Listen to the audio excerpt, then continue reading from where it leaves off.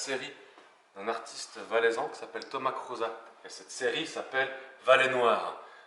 Ce qui m'a beaucoup intéressé quand Thomas m'a contacté, c'était que, comme l'exposition Monde Imparfait, présentée à la Maison d'Ailleurs, fermée pour le moment, mais bientôt rouverte, on l'espère, cette exposition avait pour vocation de réfléchir au couple indissociable entre les utopies, les mondes parfaits, et les dystopies, les mondes terrifiants, aliénants, obsédants aussi pour les individus.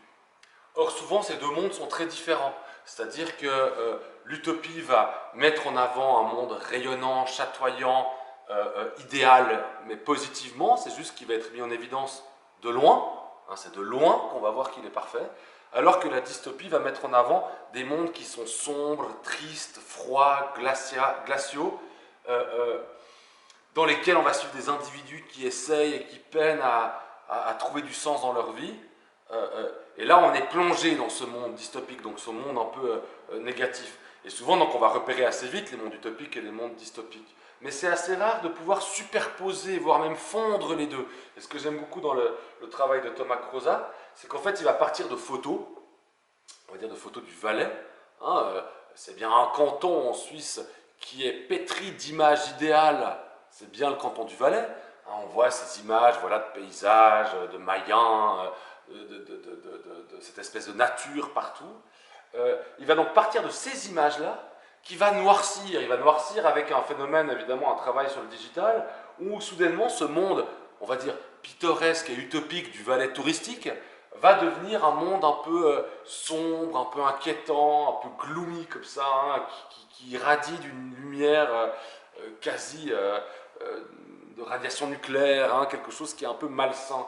Et cette superposition qui est permise par la technique digitale entre une photo réelle de ce monde utopique valaisan, enfin, l'utopie touristique valaisanne, et puis un travail pour noircir ce monde et le rendre inquiétant, me paraît être tout à fait adéquat pour réfléchir justement au lien entre utopie et dystopie. Je m'explique. L'utopie valaisanne, ou l'utopie touristique en Valais, c'est quoi? C'est l'utopie qui nous dit: vous allez là-bas, vous retrouvez la nature, le vieux monde, un monde un peu où l'être humain n'a pas été encore mettre ses mains, qui reste très proche de ses traditions, de ses racines, etc.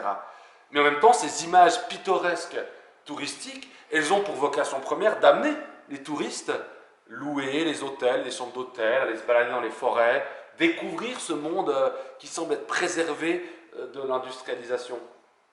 Or, ce faisant, cette utopie touristique qui cherche à amener des gens en Valais pour qu'ils redécouvrent une nature d'antan qui aurait été intouchée, ben ce même phénomène touristique est en train de détruire le Valais, puisque ça suppose un afflux de visiteurs. Alors c'est intéressant pour l'économie locale, mais par contre c'est un peu moins intéressant en termes écologiques. Il faut mettre à disposition des moyens de transport, des structures, des infrastructures hôtelières, etc., qui vont finalement un peu détruire ce même Valais utopique.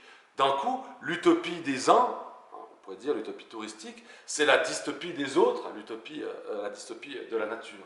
Et cette superposition en même temps d'un monde utopique et d'un monde dystopique, d'un Valais utopique, parce que le lieu de vacances idéal devient en même temps le lieu qui est ravagé par ce même idéal. Et c'est cette superposition des deux idées qu'on va trouver dans toutes les images qui composent la série de Thomas Croza, hein, de ce Valais noir, c'est-à-dire ce Valais touristique, mais en même temps détruit et destructeur quelque part à cause même de cette industrie touristique.